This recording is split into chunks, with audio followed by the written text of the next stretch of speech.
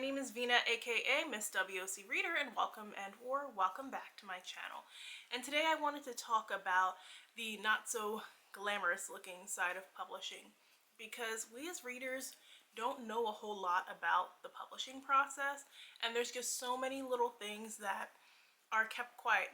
And authors of color especially are encouraged to stay quiet, and publishers are, especially like on YA, are good at presenting this front like we are doing so much for diversity, we are making such big strides, but then when you actually look at the numbers, they don't actually represent that. Like, there's still really low percentages of how many books are actually by authors of color. And in this particular situation, I wanted to talk about Black authors because there's also like a little bit of like a hierarchy. Like, the closer you are to white as an author of color, the better experience you're going to have. And it's kind of known, but it's still something that people are encouraged to be hush hush about. And I know a lot of people aren't on Twitter, so they probably haven't been seeing this, but Bethany Baptiste has been having a really rough time in her publication journey of The Poisons We Drink. So to start, she got her deal years ago, and of course it usually takes like 2 to 3 years to publish a book, but her book has just been consistently pushed back. Like, it should have been out last fall, however her publisher pushed it back because they had other witch books coming out at the time that they wanted to push forward. And it's crazy because hers was the only Black witch book, but they were okay with releasing 2 white witch books during the same season, but somehow hers would have been a conflict. So when they pushed it away from fall, they decided it was going to be in February. Great. February release date, it's Black History Month.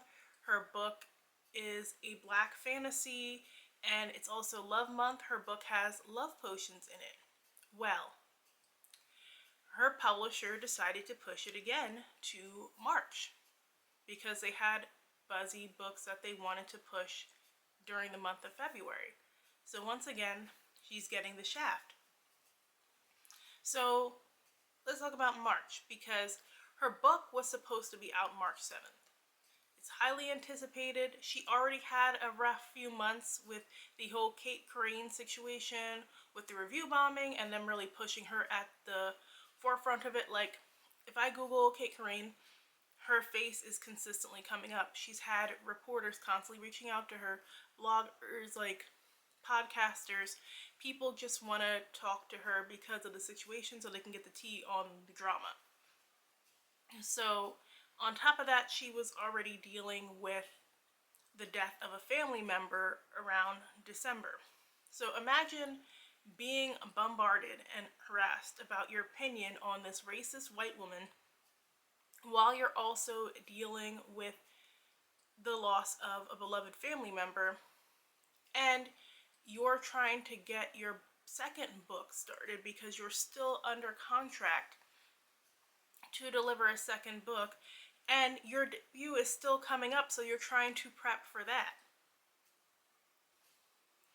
So March comes around. Everything is supposed to go smoothly. At the last minute, she gets news, like around the same time that everybody else is getting the news, that her books are not going to be coming out March 7th. They're not going to be available. Her publisher has already scheduled a big book tour that they still want her to go on and promote. They're supposed to have the books for each tour stop at the least. She goes to the first tour stop, which is in her hometown. She goes to the bookstore ahead of time just to introduce herself. They don't have the books, and they've been on the phone with her publisher wondering where the books are. So then she has to scramble and contact her publisher, who are claiming that the books are supposed to be there, but they got stuck in a different state. So she's going into her launch event for this book, where the books are supposed to be there, and there are no books. So people are going to come here to talk about the book and they can't even buy the book. And they're just like saying, well, you know, maybe you can collect pre-orders. So if that wasn't bad enough, then she has another event the next day. They're not sure if the books are going to be there for the event the next day. So imagine dealing with that stress. You're on the road and you just don't know if the bookshops are going to get the books or not. And your date has already been pushed back due to printing issues to the 25th versus the 7th. So then a week before her book is supposed to come out on the 25th, she's already done all her book tour stops. Luckily, some of them at least did have the book, so she was able to sign them. There's some more events coming up, and they're telling her, we have to push your book back again. And they're telling her the day before they make a big announcement that they have to push her book back again. So not even giving her enough time to fully process it. And they're already announcing it. And they decide to move her book to May 7th, which is the same date as Blood at the Root. Now, Blood at the Root is probably the most anticipated YA book of the year. People who don't even normally read books have that book on their radar. It's been getting crazy pre-orders due to Ladarian Williams' promotion. People are really excited about that book. No doubt it's going to be one people are rushing to the bookstores and picking up that day. Now here's an author who has already had a rough journey towards publication. Now you're putting her book on the same day as a much buzzier debut. And yes, I did see like a lot of people talking about, oh, let's make it Black Fantasy Day. Let's make it like a Barbenheimer type of situation to promote both. That's all great and well, but that also skirts the accountability from her publisher. They move white books all the time from being on days where they feel like a buzzier white fantasy would be taking away the shine from their book. Why would you take a black book, knowing there's very few black fantasies on the market, and put it on the same day in May as one of the most anticipated books of the year? She does not deserve to share her day. It should just be her day. She's earned that day. And then books are not cheap. These hardcover books are about $20 at this point. Everybody is not going in to drop $40 every time they go to the bookstore. A lot of times when it comes down to a book, people are like, do I want that one or that one? And they're thinking about which one are people going to talk about more, which one have they heard better things about, and I am a supporter of both books. I read arcs of both books, I enjoyed both books. Obviously, I'm going to have both books, but I know I'm in the minority. We know black books, people always want to wait and see before they buy them. Whereas a buzzy white book like Fourth Wing, everybody will rush to the store and immediately grab it just because they heard other people talking about it. If they had to move it for alleged printing errors again, which I don't believe that you have multiple printing errors twice in a row, and it's only her book, nobody else at Source Books is having any printing errors. We haven't heard of any other books from the same printer having any errors. It's just her book that keeps getting impacted. Why would you move it to that day? Why not move it to the week before or the week after? And especially because May is already a very big month for publishing.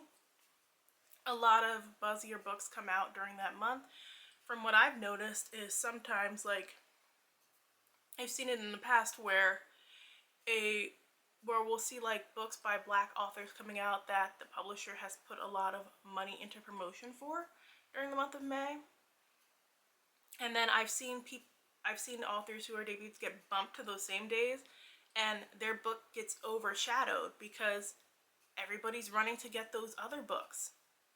So it's just after all this terrible stuff that's happened to her, it's just enraging that that they went ahead and picked that day, like they didn't even look and see, oh, there's a big release going on during that day, because they would have looked for a white author. And sadly, Bethany's situation is, while being the worst situation I've heard of, is not the only type of issue. I've heard multiple Black authors talk about how they had so many issues towards publication, getting their edits withheld for whatever reason, and having to constantly fight with their editor.